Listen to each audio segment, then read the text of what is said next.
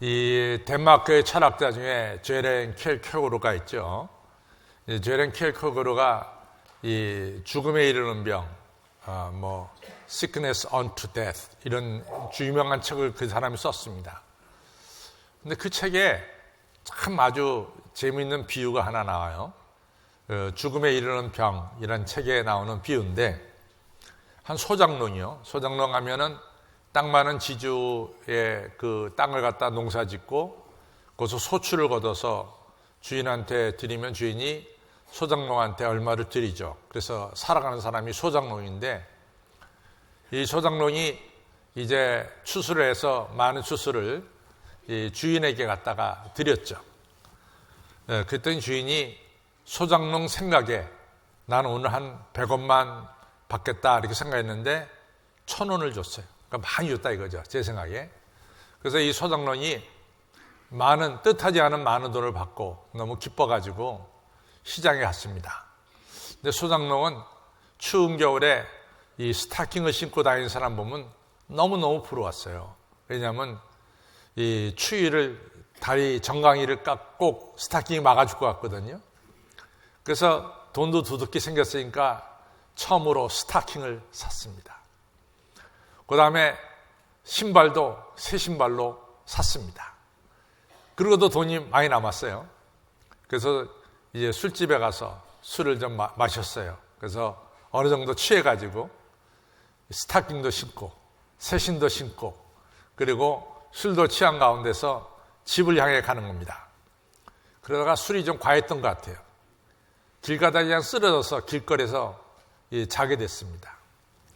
그걸 자게 되는데 그 길은 마차가 다니는 길인데 이 소장농이 벌렁 두루누워서 자니까 마차가 갈 수가 없죠. 그래서 마차가 스톱해가지고 소장농한테 야, 이 사람아 일어나, 길가에서 왜 자냐? 그래서 소장농이 안 일어나요.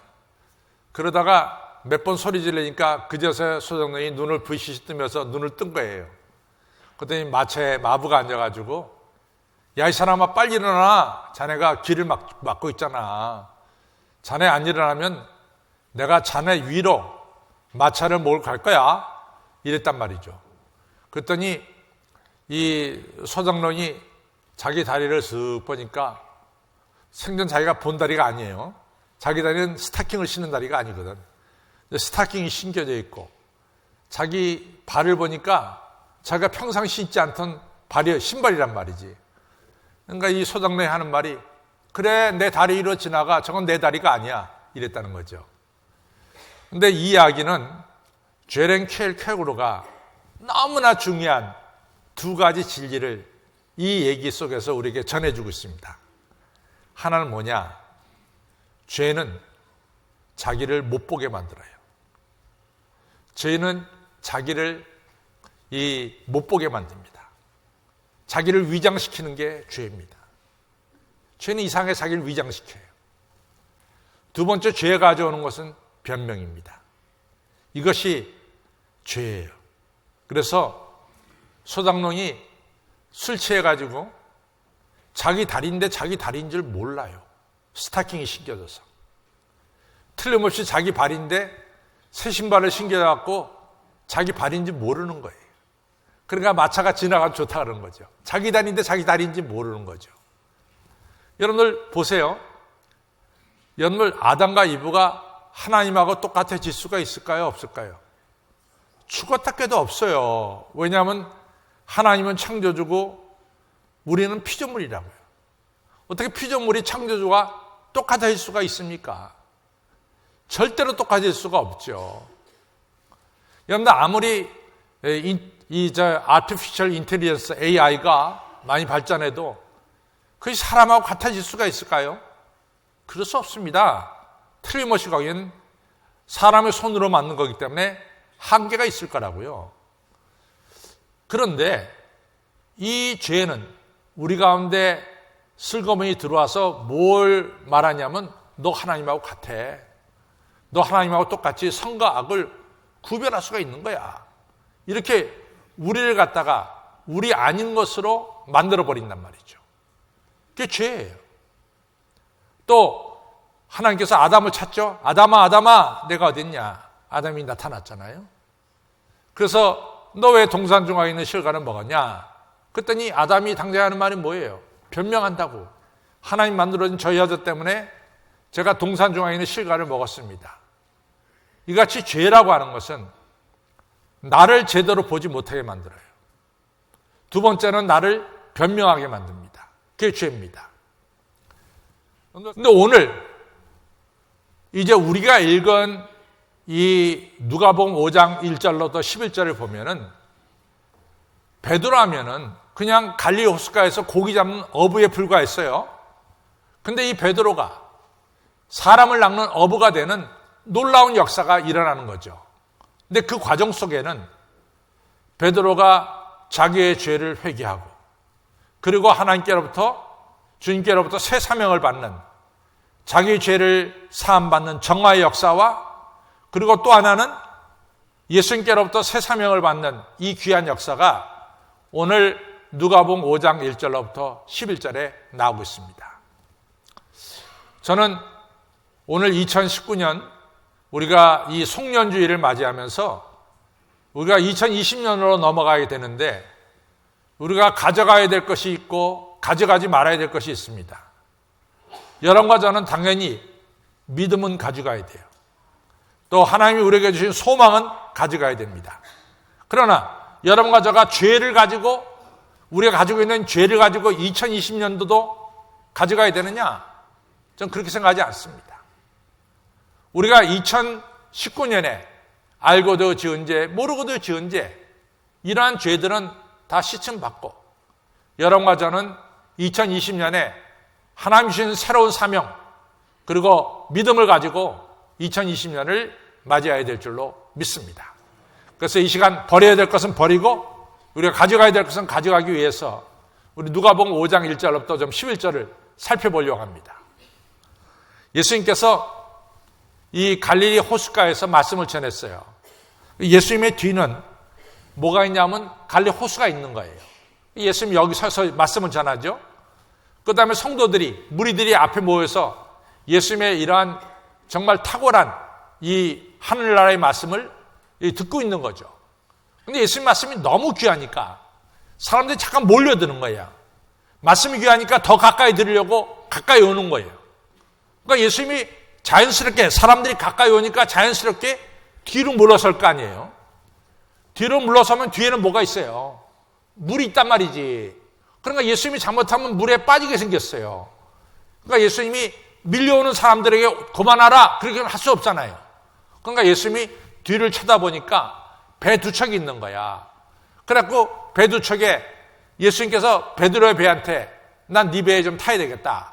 좀 타게 허락해달라 했더니 베드로가 배에 타라고 허락을 했어요.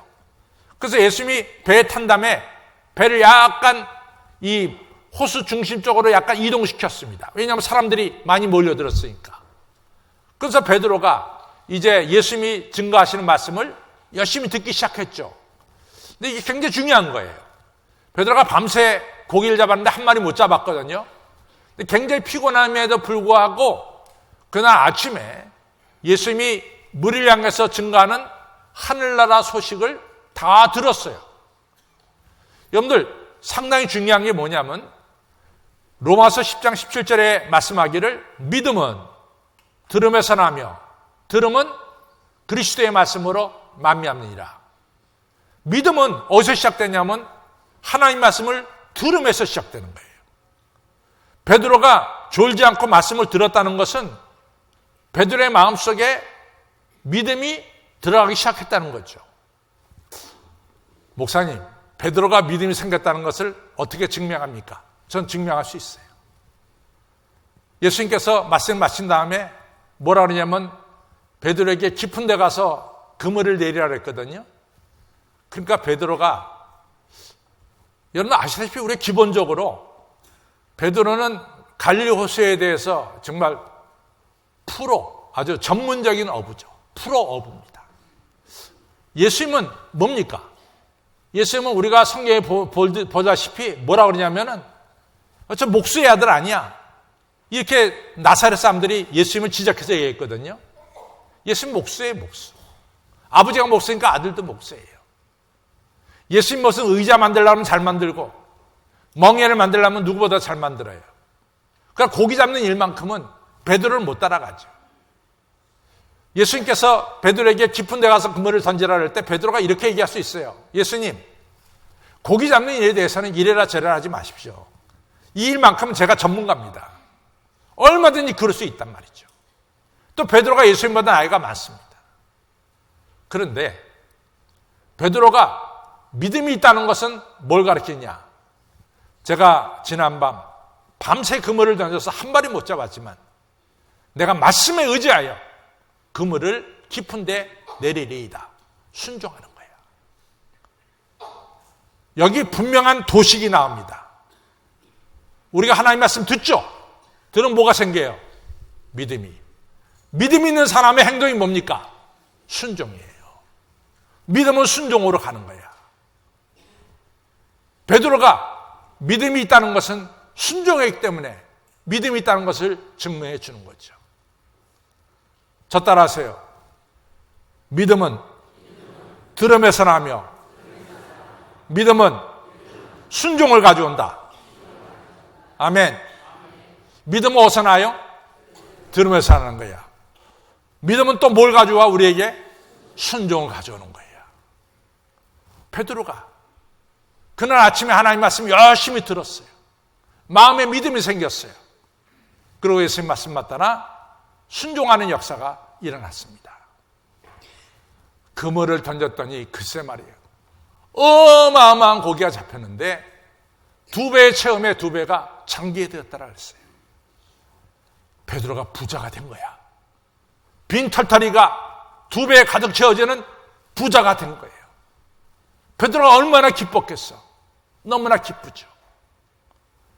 근데 오늘 성경에 보면은 베드로가 2배에 잡힌 것을 보고 기뻐하자마자 예수님 발 앞에 무릎을 꿇은 거예요. 주여, 나는 죄인으로소이다. 나를 떠나소서. 예수님 앞에 자기가 죄인임을 깨닫는 거죠. 이것이 중요한 겁니다.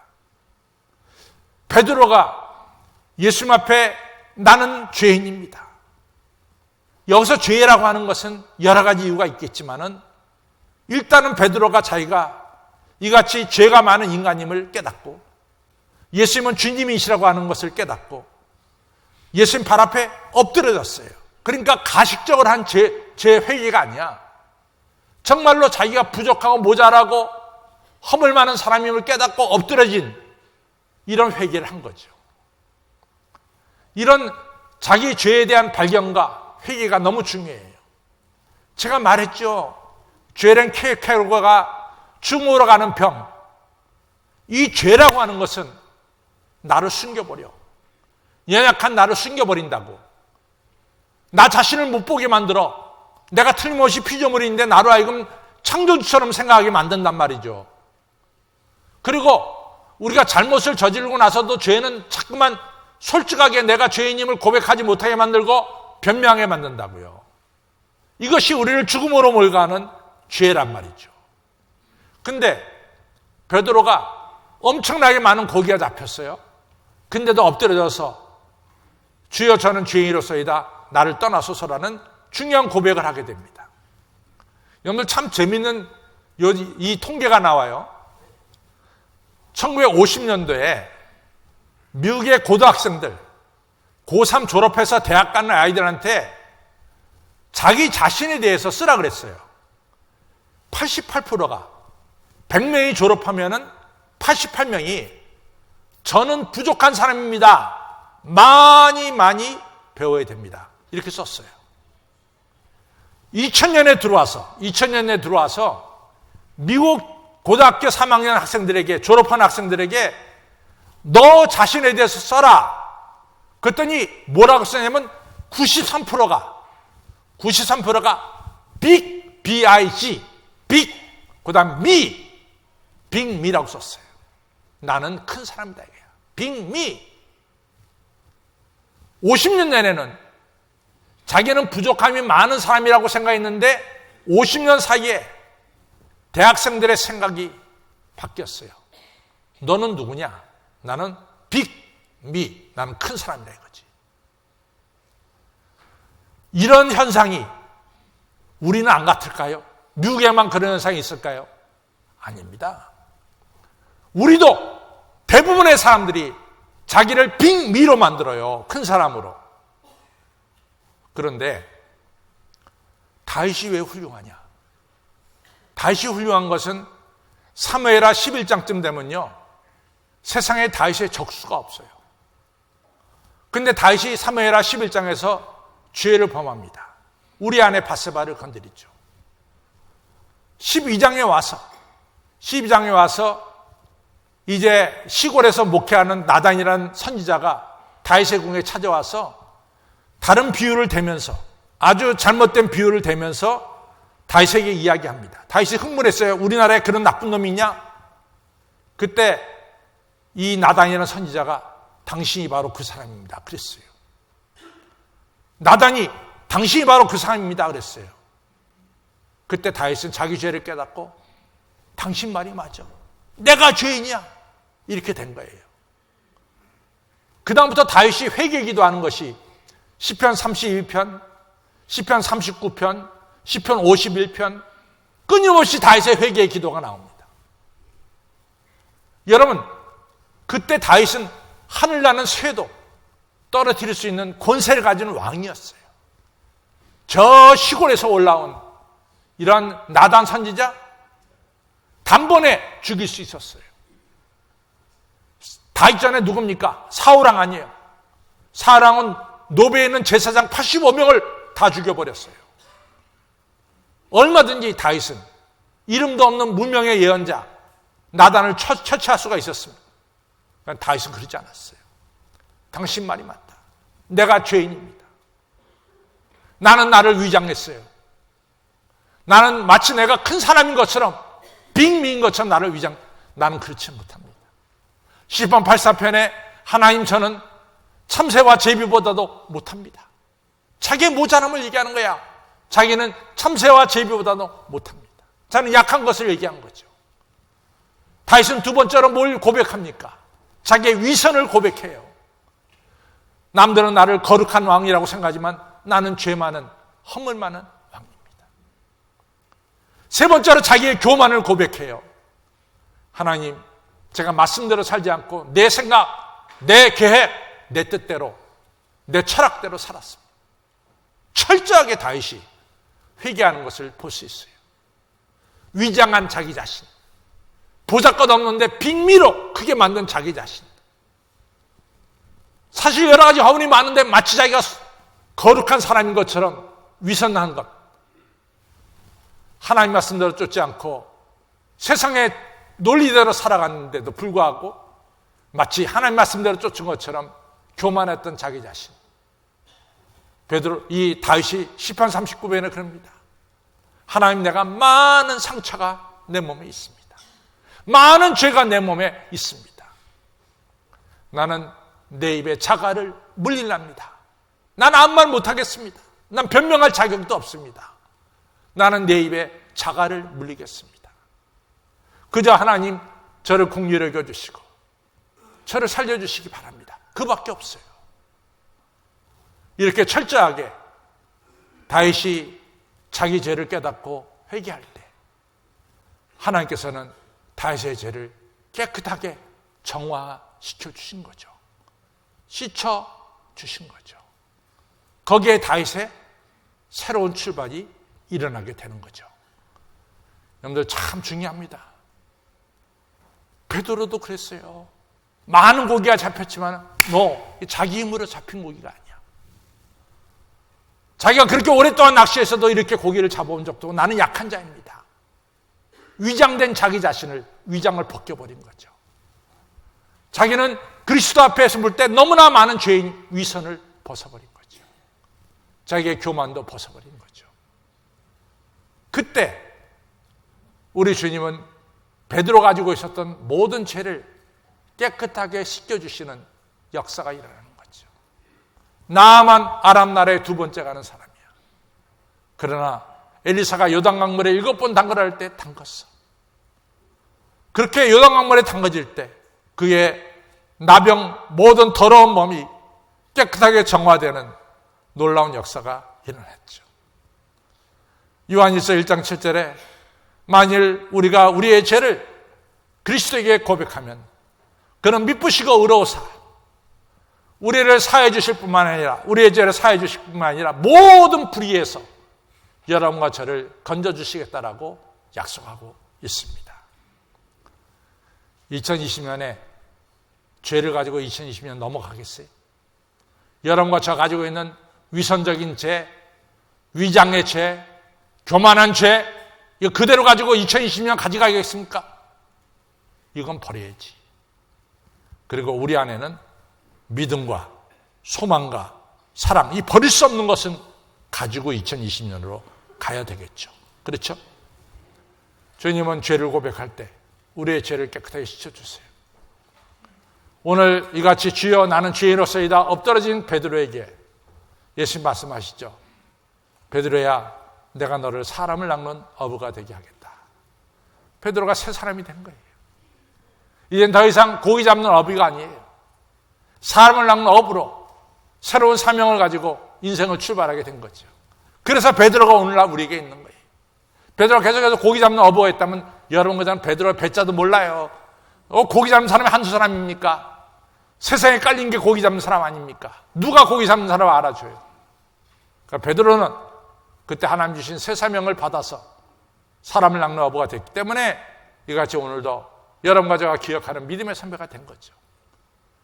여러분 이사야도 마찬가지예요. 이사야가 그의 친척이 우시야 왕이에요. 옛날 왕은 지금 대통령은 말이 안 되는 거죠. 지금 대통령 5년 하면 끝나버리고 다음 몇 년 하면 끝나버리지만 옛날 왕은 죽을 때까지 왕이에요. 죽을 때까지 왕. 누구도 그 왕을 건드릴 수가 없어요. 므낫세가 그렇게 악한 왕인데도 불구하고 50년 동안 통치했어요. 왜? 왕이기 때문에. 그 왕의 친척이 바로 이사야 선지자였어요. 이사야는 하나님 믿는 대신 그 왕을 가진 자기 친척의 왕권을 붙잡고 살았어. 그 의지에 살았어. 그런데 그 우시야 왕이 기둥처럼 믿던 우시야 왕이 납병 걸려서 이같이 한적한 곳으로 별채로 쫓겨났고 그래 죽었어요. 여태까지 자기가 의지했던 세상 왕권에 줄이 끊어진 거야. 이사야가 정말 세상 줄 끊어지고 나서 성전에 들어왔어요. 그 전에 성전에 들어왔지만 그때서 성전에 하나님 계신 것을 발견합니다. 천사들이 거룩하다 찬양하는 것이 눈에 띄인 그때 이사야는 그냥 성전에 엎드려졌어요. 하나님이여 내가 입술이 부정한 중에 이 성전에서 하나님을 배웠습니다. 저는 죽게 되었습니다. 그 엎드려져서 회개 기도했어요. 그때 우리 하나님께서 이 스랍을 시켜서 천사를 시켜서 숯불을 가져다가 이사야 입에 지져주죠. 이사야의 모든 죄를 정화시켜 주시죠. 그리고 이사야 6장 8절에 하나님이 한마디를 말씀하십니다. 누가 나를 위하여 갈고? 그때 이사야가 손을 번쩍 들더니 주여 제가 여기 있나이다. 나를 보내소서. 이렇게 해서 이사야가 새 사명 받아서 이제는 왕권을 의지하는 이러한 사람이 아니라 이제는 하나님을 의지하는 하나님 말씀을 대안하는 이사야로서 선지자로서 일생을 살게 되는 거죠. 이러한 축복이 왜 베드로와 이사야만 있습니까? 여러분과 저에게는 있어서는 안 될까요? 여러분과 저는 이러한 축복 받으면 안 될까요? 왜 베드로와 이사야만 이 축복을 받아야 됩니까? 난 그렇게 생각하지 않아요. 오늘 여러분과 저도 이 축복 받아야 돼. 이 축복 받아야 돼. 말씀을 듣고 믿음이 생기고 순종하시고 죄를 깨닫고 회개하시고 주의 보혈로 정화를 받고 그리고 성령이 주시는 새 사명을 받고 2020년 새롭게 나아가는 우리 모두가 되시기를 주님의 이름으로 축원합니다.